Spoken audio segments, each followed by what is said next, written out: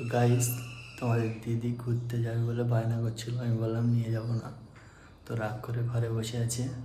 তো আমি দুটো কাগজে লিখলাম, একটাই নিয়ে যাব আর একটাই নিয়ে যাব না।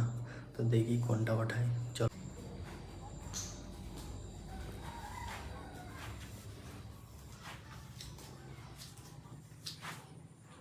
এই যে এর মধ্যে থেকে যে কোনো একটা কাগজ তোলো। কি তুললে? ঘুরতে যাবে? বাবা, এত খুশি!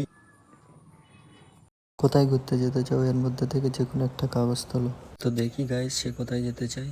আচ্ছা, তুমি ব্রিজে যেতে চাও, তো ঠিক আছে চলো। গাইস দেখো, আমরা রেডি হয়ে এবার বেরোবো। এবার বৃষ্টি এসে গেছে আর আকাশে কত মেঘ উঠেছে দেখো গাইস। বৃষ্টি আস্তে আস্তে জোরে হচ্ছে। তো আজকে যাওয়া ক্যান্সেল, আবার কালকে যেতে হবে। তো বাকিটা কালকে দেখাবো, আজকে এই পর্যন্ত। সবাই ভালো থাকবেন, টাটা, আল্লাহ হাফেজ।